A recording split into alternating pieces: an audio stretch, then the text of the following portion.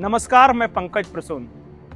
दोस्तों, इन दिनों ऐसा लगता है जैसे कांग्रेस के नेता अपनी ही पार्टी का बैंड बजाने का ठेका लेके बैठे हुए हैं। अभी शशि थरूर, डीके शिव कुमार और मणिशंकर अय्यर के झटकों से कांग्रेस उभरी ही नहीं थी कि एक सिटिंग सीएम ने अपने ही पार्टी के आलाकमान और उनकी नीतियों पर सवाल उठा दिए।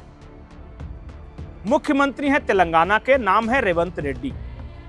एक टेलीविजन चैनल के प्रोग्राम में भाग लेते हुए उन्होंने कहा, ये जो मुफ्त का कल्चर है या जो रेवड़ी कल्चर है, इसके बारे में कुछ तो करना होगा। मैं तो भाई पैसे नहीं दे सकता। जो भी घोषणाएं की थी चुनाव के पहले, वो तो चुनाव के पहले की घोषणाएं थी। जब मैं मुख्यमंत्री की कुर्सी पर बैठा, उसके बाद मुझे रियलाइज हुआ कि सच्चाई क्या है। रेवंत रेड्डी ने पूरा हिसाब किताब बताया। रेवंत रेड्डी ने कहा कि देखिए, तेलंगाना की आमदनी कितनी है, 18,000 करोड़ महीने की, और उसमें से 13,000 करोड़ हमें सैलरी या दूसरे एक्सपेंडिचर देने पड़ते हैं, जैसे कि पेट्रोल दे दिया अधिकारियों को, तो कहीं कोई चाय पिला दिया मीटिंग में। तो ये तो 13,000 करोड़ तो इसी में चल गए, 18 में से। अब हमारे पास 5,000 करोड़ बचते हैं। अब 5,000 करोड़ में मैं विकास करूं, राज्य का इंफ्रास्ट्रक्चर वगैरह डेवलप करूं, शिक्षा पे खर्च करूं, स्वास्थ्य पे खर्च करूं, या मुफ्त की योजनाओं में दे दूं। जैसे उस एंकर ने पूछा रेवंत रेड्डी से कि भाई, आपने तो कहा था कि हर ग्रेजुएट को हर महीने पैसा दे देंगे। तो उन्होंने कहा, कहां से दूं? अगर उनको पैसा दे दूंगा तो फिर बाकी क्या होगा? कुछ नहीं। उन्होंने कहा कि रेवड़ी कल्चर में घोषणाएं तो कर दी जाती हैं और इसका कोई लिमिट तो है नहीं। कोई कहेगा कि 2,000, तो दूसरी पार्टी कहेगी कि 2,500 दे देंगे, फिर तीसरी पार्टी आई कहेगी 3,000 दे देंगे। एक कहेगी पार्टी की फ्री बिजली दे देंगे, दूसरा कहेगी बिजली पानी दोनों फ्री दे देंगे, और तीसरा कह दे कि बिजली पानी अस्पताल सब फ्री देंगे। बोला, ये रुकेगा कहां जाकर? कहीं ना कहीं तो लिमिट होनी चाहिए ना, कोई तो चेक करे। और बाद में क्या होता है? उस राज्य के विकास पर असर पड़ता है। वो राज्य करोड़ों अरबों के कर्जे में डूबी हुई रहती है। उन्होंने उदाहरण दिया, तमिलनाडु को देख लीजिए, पंजाब को देख लीजिए। अभी एक दूसरे कांग्रेस के मुख्यमंत्री हैं, सुखविंदर सिंह सुक्खू, हिमाचल प्रदेश के, वो कह रहे कि मेरे पास सैलरी देने के लिए पैसे नहीं है। तो भाई, इतनी बड़ी बड़ी घोषणाएं की क्यों थी घोषणा इसकी चुनाव के पहले? हिमाचल प्रदेश के मुख्यमंत्री कह रहे कि मंदिरों में जो पैसा है और वहां पैसा निकाल के हमको दे दो सब, ताकि हम सैलरी दे सके। ये हाल है और मैं इसे गलत नहीं मानता।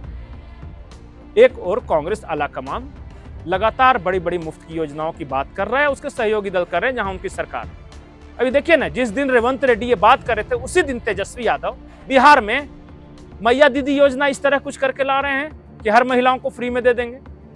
अब बिहार धन्ना सेठ राज तो है नहीं कि आप इतना पैसा अफराद पड़ा हुआ है कि आप फ्री में सबको बांटते चले। लेकिन हो रहा है, मजबूरी है। एक पार्टी करती है तो दूसरी पार्टी को भी करना पड़ता है, क्योंकि दूसरी पार्टी नहीं करेगी तो वो चुनाव हार जाएगी। रेवंत रेड्डी की बातों को इसे कांग्रेस बनाम बीजेपी बनाम आम आदमी पार्टी या दूसरे क्षेत्रीय दल करने के अनुसार उन्होंने कहा कि हर पार्टी को एक साथ मिल बैठकर सोचना चाहिए, क्योंकि देश की सेहत के लिए ठीक नहीं है।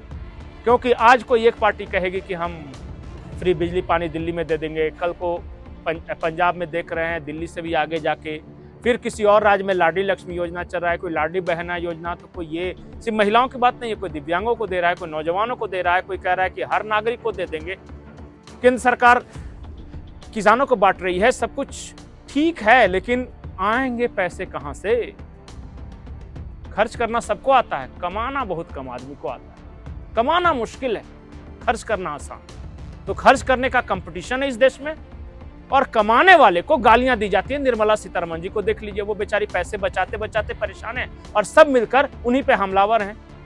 क्या रेवंत रेड्डी की बातों से आप सहमत हैं?